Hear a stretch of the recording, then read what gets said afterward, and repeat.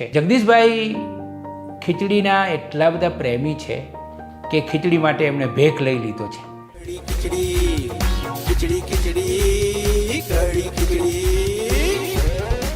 ખીચડી માટે આખું જીવન સમર્પિત કરનારો કોઈ માણસ છે ગુજરાતમાં? એવી બધાને ખૂબ નવાઈ લાગી હતી કે તમે આ ખીચડી માટે કરીને નોકરી છોડી। યસ, હા, 100%। એટલે તમે કેમ આવું કર્યું? હવે સૌથી પહેલાં હું નોકરી કરતો હતો એટલે મને એવા વિચાર આવતા હતા કે ભારત દેશ માટે કંઈક આપણે કરી છૂટવું પડે। આપણો ભારત દેશમાં જન્મ થયો છે તો આ જન્મને સાકાર કરવા માટે એવી ભારત પાસે ઘણી બધી એવી આઇટમો છે જે વિશ્વ પાસે આપણે મૂકી શકીએ એમ છીએ।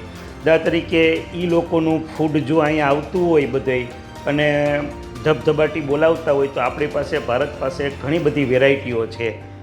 તો એમાં ઘણા ગ્રંથો વાંચ્યા, ઘણું બધું મનન કર્યું, તો એમાં ખીચડી એક એવો આહાર આપને મળી આવ્યો કે જે એક દરિયા જેવી છે કે બધી વસ્તુ સમાવી લે અને પ્રોટીન્સ, મિનરલ્સ અને વિટામિન્સનો ખજાનો છે જે આજની યુવા પેઢી દૂર થઈ રહી છે।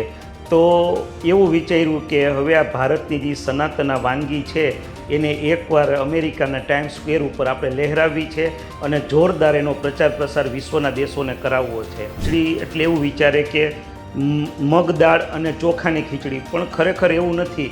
ખીચડીમાં અમે રિસર્ચ અને ડેવલપમેન્ટ કરી અને અલગ અલગ પ્રકારનું એક વૈવિધ્ય લઈ આવ્યા અને જે લોકોએ સ્વીકાર્યું। શરૂઆતના દિવસોમાં અમારે ખૂબ જ સંઘર્ષ કરવો પડ્યો કારણ કે પફ, પીઝા અને બર્ગરનો ભારત દેશમાં એટલો વાયરો વાય છે કે જબરજસ્ત એમ।